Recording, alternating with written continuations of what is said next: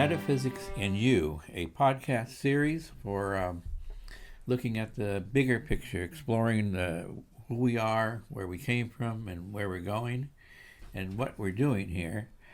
And my first guest today, I'm happy to have Bella Liu, who practices meditation, and she went to a meditation retreat for Dharma at Drum Mountain, and this retreat was in Fremont, California.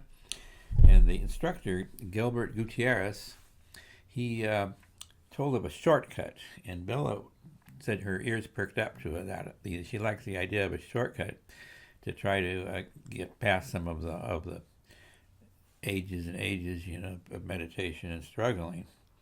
So she's here to talk about the shortcut. Thank you, Bella. Yeah, you're welcome. Yes. So the first thing I guess we want to talk about is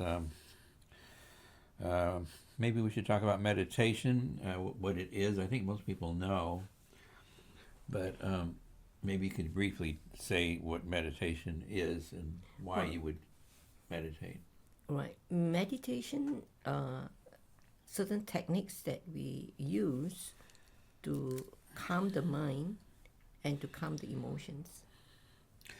Certain techniques that you use to calm the mind and calm the emotions. Now, most of our understanding is you sit in silence for hours or minutes at a time for a long time, and this is how you're doing this to calm the mind. Yes, those are advanced practitioners, but one can start with 5 minutes or 10 minutes a day, and it's true you usually sit quietly, but you could be standing still or you could be walking slowly. That's also meditation. Right. So you can meditate pretty much anywhere if you can at least focus on your mind and not on some task. Is that right? Or even when you're focusing on tasks, I understand you can still meditate on Yes. what you're doing. Yes. So like when we talk about focusing on the mind, I'll give you an example. We call it counting the breath. So you breathe in and you breathe out and you count 1. You breathe in and you breathe out and you count 2. So you do until 10 and then you start with 1 again, and then you finish 10 and you start with 1 again. And then if you get lost, then you just start with 1 again. So this is focusing on the mind, but you have to have a technique to focus on the mind.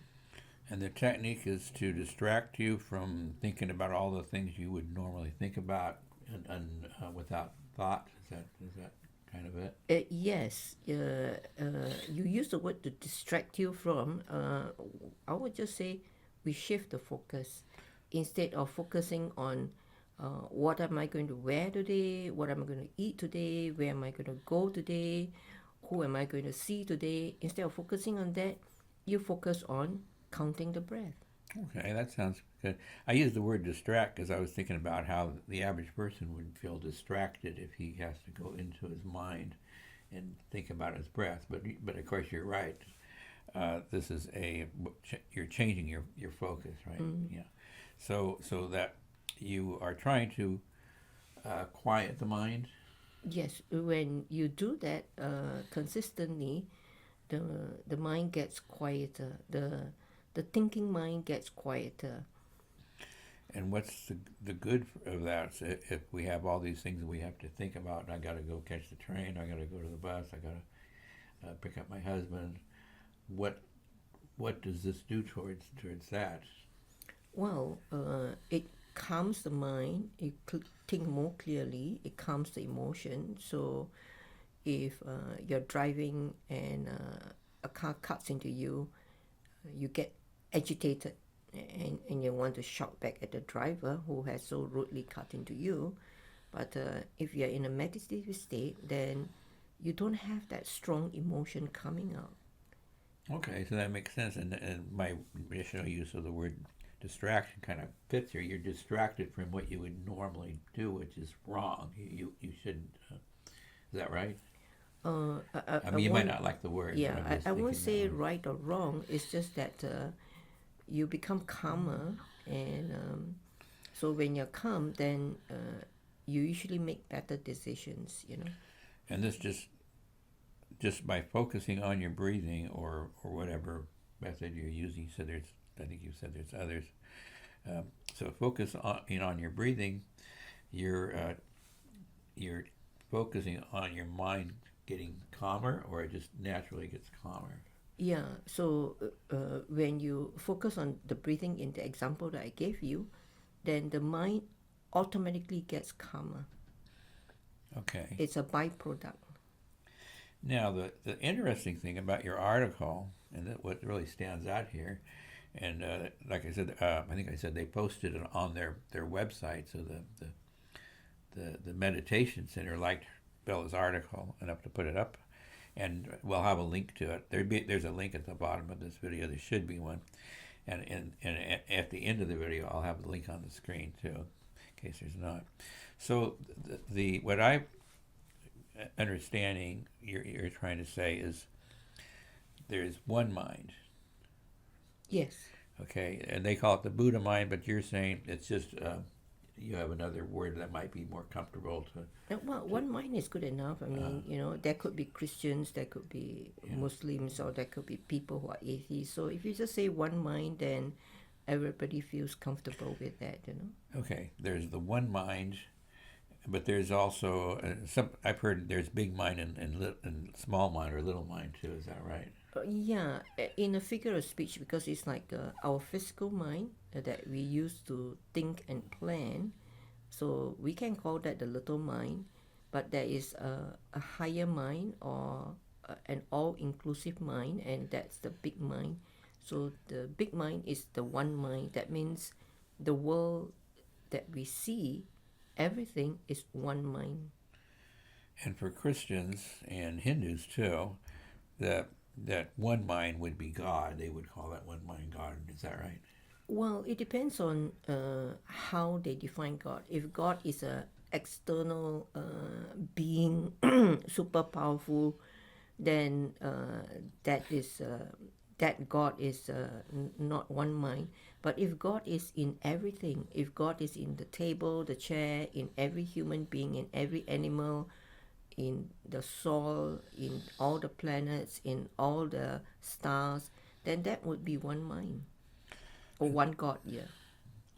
Okay, and that's how you end up not breaking apart. You're all part of one. Something has to be there to hold it Right, together. right. Because if everything is one, then there is no two. There is no you and me. You are me and I am you. Okay, and then so the thing that interests me, and it kind of picked up some ideas from this, is you talk about there's two realities. Yes. And one is absolute, and the second is apparent. Yes. So like I'm sitting here, and there's a microphone here, and you are here, and I'm here. The table is here. So this is the apparent reality. All these things are real. You're sitting on a chair, you're not falling on the ground, and I'm wearing clothes, you're not seeing my body. So this is the apparent reality. It's real. But yet there is another reality from another perspective, that everything is one, or all is God in that sense. Yeah. So that would be the big mind, or we also call Yes, it that would be Buddha. the big mind. Yes. That would be God. Yeah. Everything. Yeah. And then there's these, or the small mind, or Yeah. I like your terms here.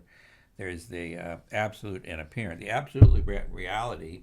Why don't you describe some of the characteristics of that reality? Well, like you did in your article? I've never experienced the absolute reality. I mean, in theory. In theory. Yeah, yes, in theory, we understand that everything is one mind. So there is no separation. There is no duality. There is no John and Mary, Ron and Beatrice. There is one mind. Okay, there's only one. There is no two. So that's the true nature of reality, the absolute reality. Okay, so the absolute reality is single mind God, or whatever you want to call it. Yeah, provided that you understand the word God as God in everything. Right, God, all that is yeah, God. all Yeah, that is everything that exists. that's right. Not the God as a superhuman father, Right, who sits in heaven. Not that God, but because I think that's going to be apparent reality. Is that right? right. Yeah, Exactly. yeah. Okay. So the apparent so the apparent reality then, I think you've explained it already. It's me and you, and is that right? Yes, The yeah. table, everything. Right. Everything we see. Whatever we see when we open our eyes, when we are conscious. So the road, the streets, the house, the skyscraper building, the sea, the desert. That's apparent reality. And all this is a creation of the one mind, right? It's the one Yes. mind. Where do they come from? They come from the one mind. That's right. That's right. The one mind creates the appearance of apparent reality. Okay, so what's permanent and what's temporal? What remains if this is all created?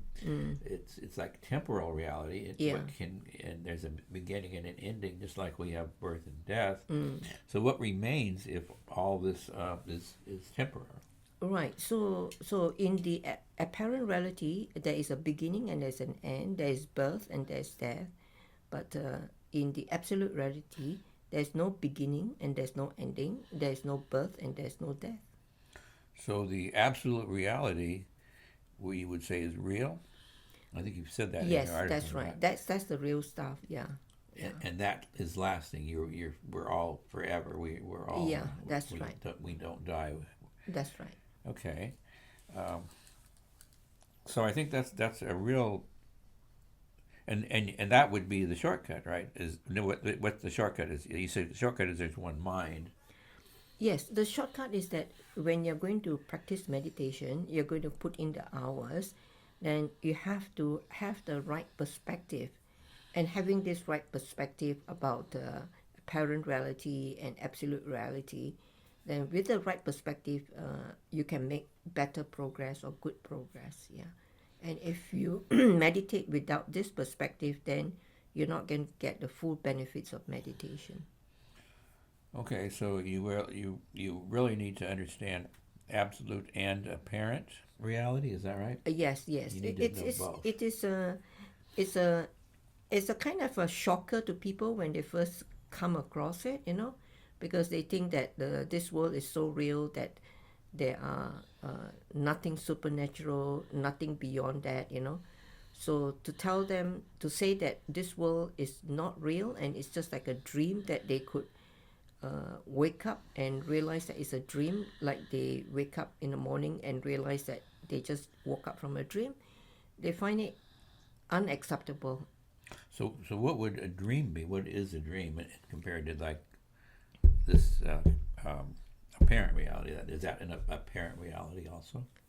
I'm not quite sure what a dream is. I mean, maybe a dream could be experiences that we experience in a non-physical reality. Because, I mean, if somebody is chasing us and we are running for our life, that's an experience. We feel it, We really feel afraid and we are exhausted. So it's an experience. But it's non-physical because we didn't get out of bed, yeah?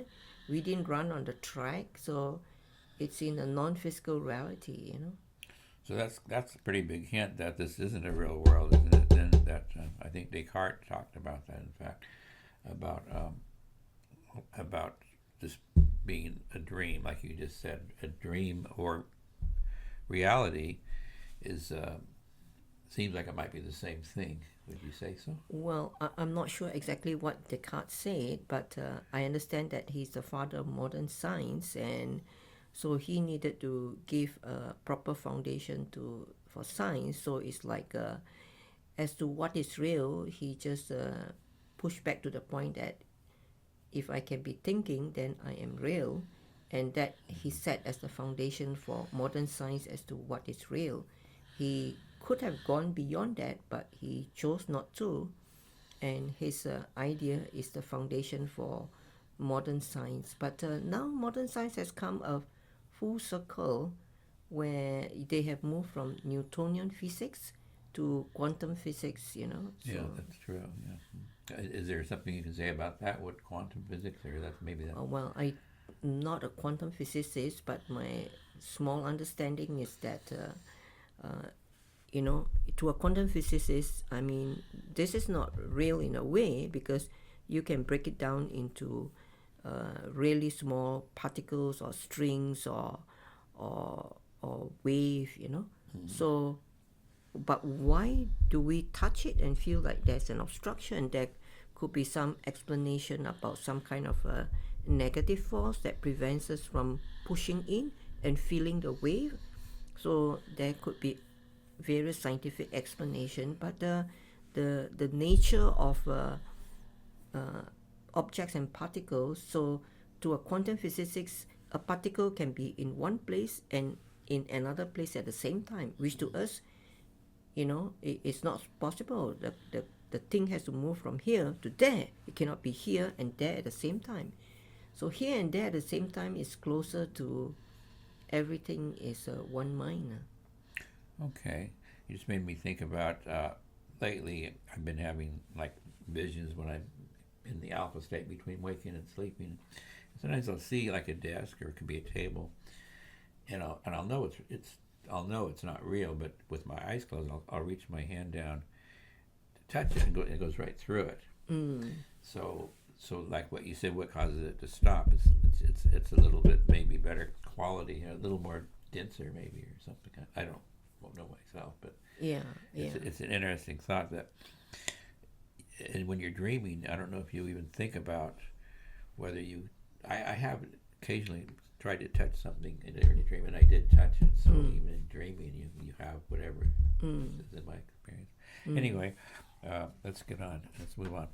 So the two realities, apparent and absolute, that would be pretty much the shortcut. Is that right? Yes, a good understanding of this and appreciation of this, then it would help to set the proper focus and direction of when using the method of meditation. And when you're meditating, you like you said, one method is breathing, and you can do that any time of the day. Of course, we're breathing all day long, and the interesting thing is breathing. It's automatic, but we can also control it, right? Yeah. Like the heartbeat. There are many methods, and so this is just one method. But it's easy to explain and it's easy to get started. Yeah. But so what you're saying is that, what you need to do to meditate so that you're productive is to have the shortcut in mind.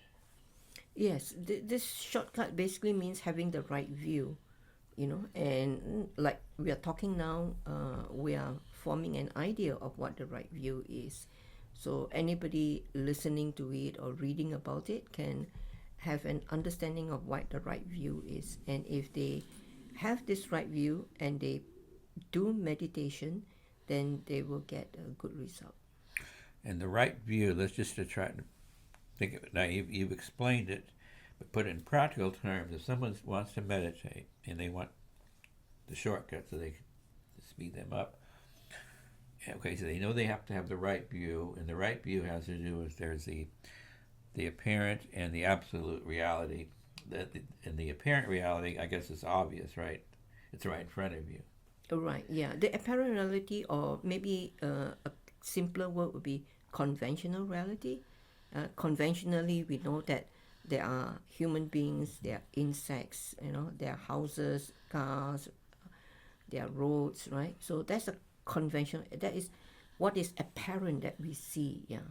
So it's really the world and everything in it is the apparent reality. That's right. Plus what we see up in the sky. Too. That's right. What we see and what we feel and what we know is out there is the apparent reality, yeah. Okay, and then the absolute reality is we are one, right? Yes, so the absolute reality is like philosophically looking at it as everything is one. All human beings are one. All animals are one. You know, all the planets and the stars and the galaxies are one. So we are one. There is no separation.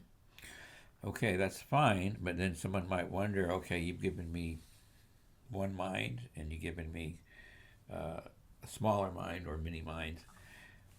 So what is right view? What is right view when I'm meditating? How do I put these together so I have right view? Well, the right view is to hold this understanding and then just go in and practice meditation. And when you're practicing meditation, you are not focusing on what is the right view, but you have the right view when you do meditation. And when Just you're by doing meditation, you yeah, have the right view. no, No. you have. You have to have the right view. You need Yeah. I mean, you can do meditation without having the right view, but you won't get a full benefit. Let's explore that a little more with breathing, because now if I'm just breathing in and out, you say I'm really kind of somewhat wasting my time, although maybe it's of little use, but I'm not going anywhere, just breathing in and out and trying to keep my mind quiet, right? But I need to have this understanding. I think this is very important. And it comes out in your article, like I said, it made me go, hey, that's it, You need to have understanding that your breathing is the, what do you call it, the apparent reality, right? Breathing. And you're sitting here with your eyes closed or open or whatever, but everything you're experiencing is apparent reality. So absolute reality is can you I think it'd be your relationship with Right. So God or something. So it's like when you're practicing meditation, you are in apparent reality. Okay, you feel your body, you feel your breath. Okay, as you continue, you might not feel your body. You might feel a sense of oneness with everything, the environment. Okay. Okay. Then, as you continue, you might get closer to experiencing the absolute reality. So that's why when people experience absolute reality, there is a transformation in them, because now they see the true nature of reality. Now I get what you're saying. You're going to focus on just breathing, and you're feeling all this apparent reality.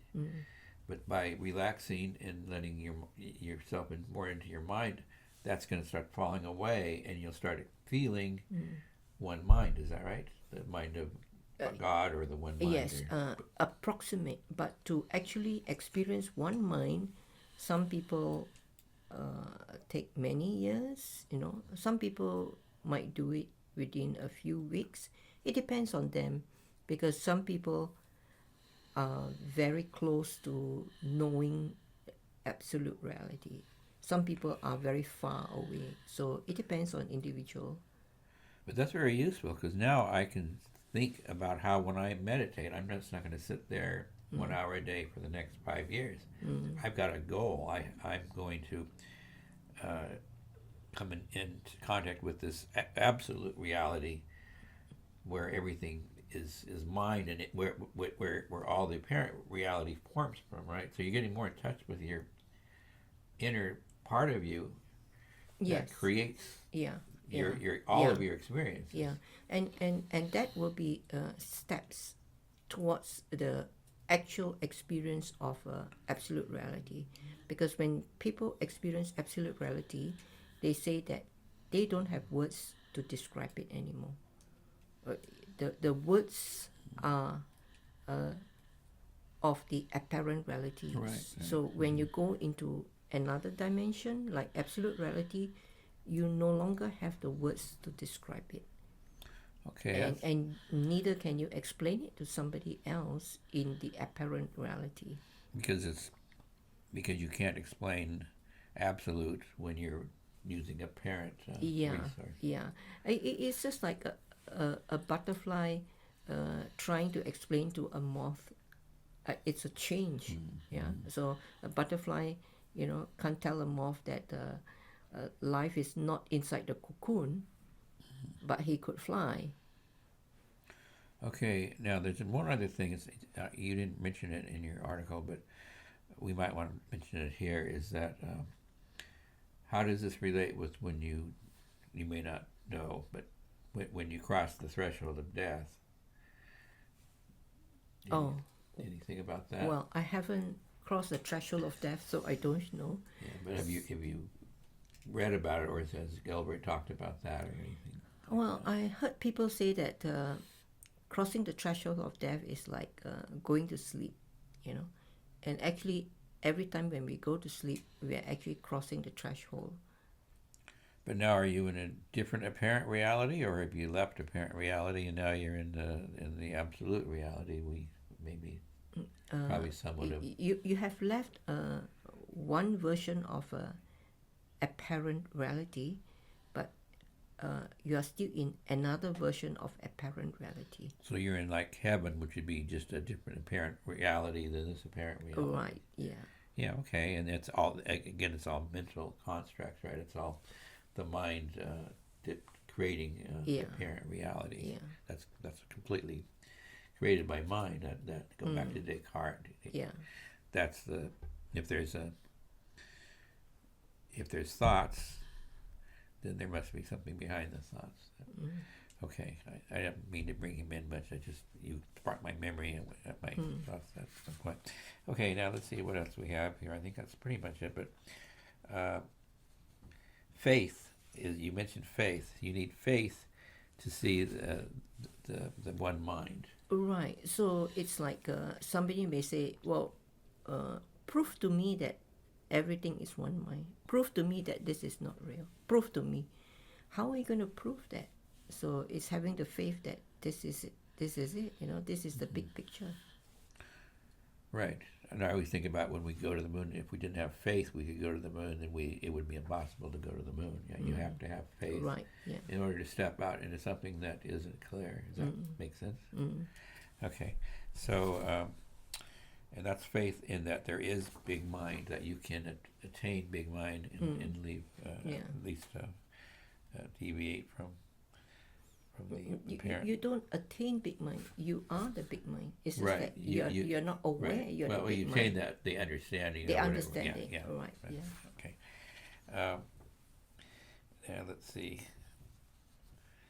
You're talking about seeing the bigger picture. I think I mentioned. I'm sure if you said that in your article. We are one, and you talk about being off cushion. I think you've already gone over this. Right. So for Buddhist meditators, they practice meditation when they are sitting on a cushion or on a chair. Yeah. But there's only so much time you can do that, you know, and you can do that in a retreat. But in daily life, you know, you are washing the plates, or you're sweeping the floor, or you're clearing the desk, you're mowing the lawn. You could also be doing it in a meditative way, just being aware of what one is doing without thinking about plans or daydreaming. So that's off the cushion. That's what you can do. Yeah, and that's why in your article you said you should be practicing right view 24/7. That means Right. all the time. Yeah. Wake, probably even while Right. sleeping. Yeah.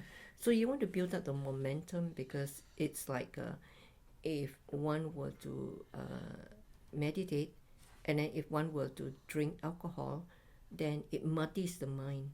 So if one were to consistently meditate and practice meditation in ordinary movements, driving, when you are at the desk, you know, when you're working. So you build up the momentum. So the momentum is eventually that which will carry one over to. So even like near death, people take morphine. Morphine too muddies the mind. So for a practitioner, they might want to cut down on morphine to have a clearer mind in that sense. Okay. And then the shortcut,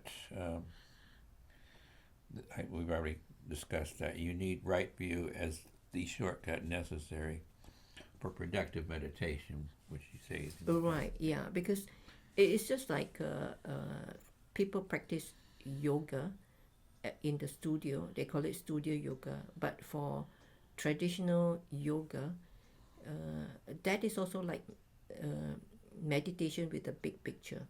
So one can practice yoga for health reasons, without the big picture, but they're not going to get the benefits of the big picture. So even today, there are psychologists who help their clients to do meditation, so they get benefits from it, but they're not getting the full benefits if they have the big picture of the original reason of why there is meditation. Okay, well, I know meditation is becoming more popular, and I might ask you if you want to discuss about where you might be able to, if you want to pursue it with some instruction, what resources might you have if you want to. Right. So one resource would be to go to the link, and at the website there are beginners meditation or a weekly group meditation, and one would go there and receive instructions and start from there. And this is Dharma Drum Mountain, and they have temples or meditation centers all over the country, I understand. Is that right? Yes. So if one goes to the link, it's the San Francisco Center at Fremont. But if they are not in the San Francisco Bay Area, they could call the temple or email the temple and ask whether there is a temple nearby. Okay, there's probably a website, I would guess, too, that we could go to, although we don't have the link here, but maybe we can post it. Yes, the website link is connected to the article. Oh, so you've got that. Okay, right, good. Okay, well, I think we've probably covered. Is there anything else you'd like to add? Thank you for an enlightening. Well, this was quite a nice. It was an experience for me because it did teach me some things about how meditating you really got a goal that I hadn't really thought about. That's more than just waiting for something to happen. So thanks very much, and like I said, I'll have the link posted. If it's not below the webcast, because this might be on different platforms, it'll be at the end of this video on screen. And you can also do a search, probably do a search for it. Okay, that's it, I guess, huh? All right, thank you very much. Thank you. Okay. Thanks for being here. Yes, thank you.